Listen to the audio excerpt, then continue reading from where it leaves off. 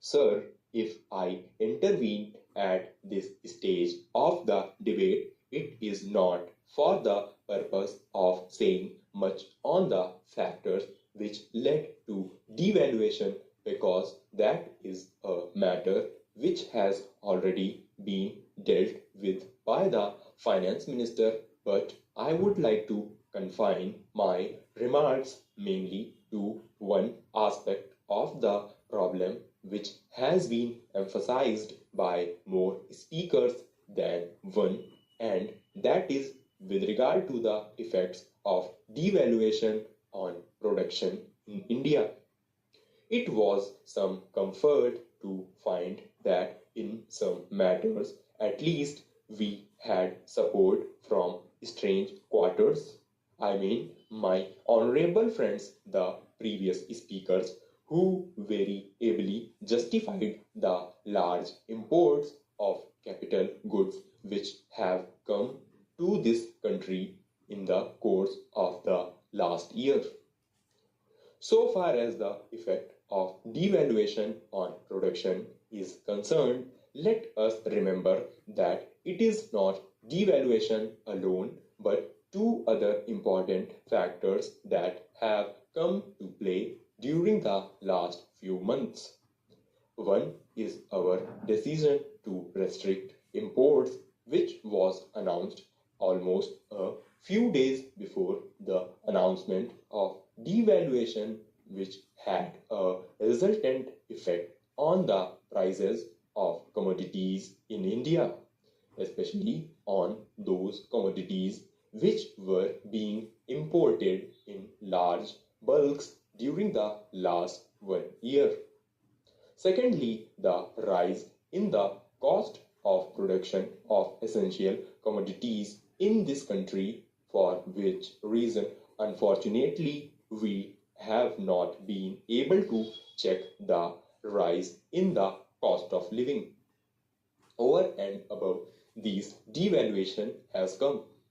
Now, sir, the question which has been asked by many speakers is what steps government proposes to take for the purpose of controlling rise in prices in India and for the purpose of increasing production. For after all, let us not forget that if we want to import less and export more, we will have to produce more in India. If we want to import less and at the same time serve the essential economic needs of the people, we will have to produce more in India.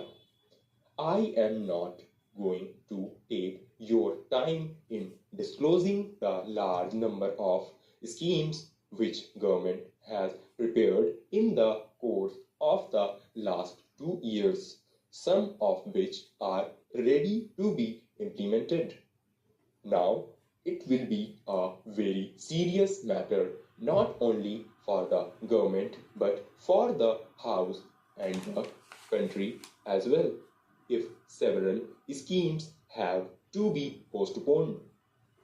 One of my honorable friends said in the course of the debate today that many of these schemes are developed in a haphazard manner. I join issue there.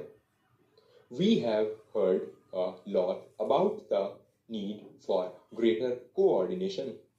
I am aware that there is room for greater coordination not only amongst the different ministries but also between the center and the states, and if I may say so, between the government and the members of this house, and if I may add a little further, between the government and the people of this country.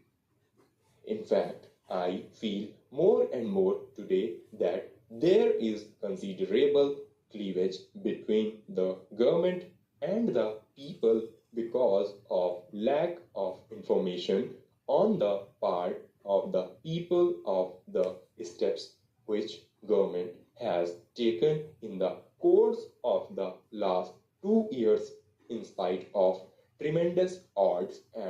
difficulties.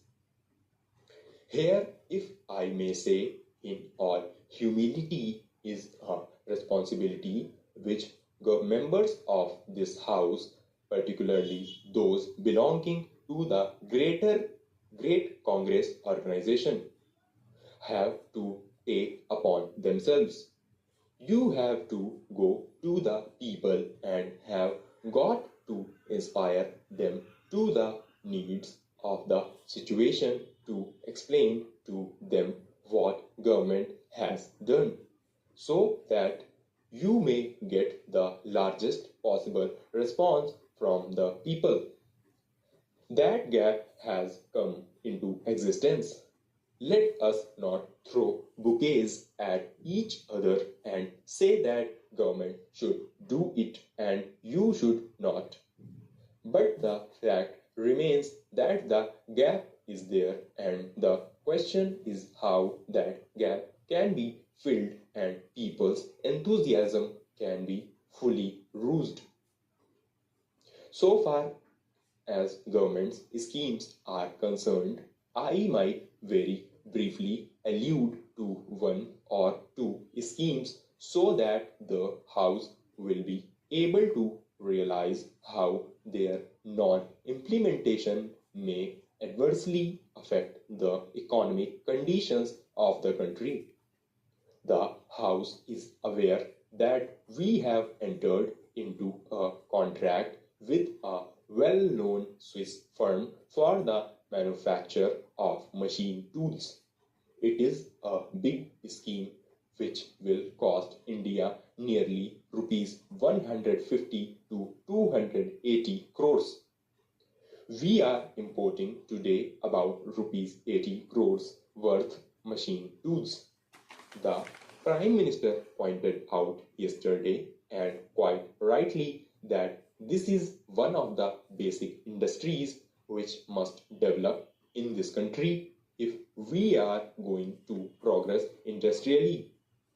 How far that scheme will be affected now is more than what I can say, because we have to settle the question of priorities and decide which are the schemes with which we will go ahead. The same principle applies with regard to the production of steel. After considerable efforts, we have completed our labors. Stop.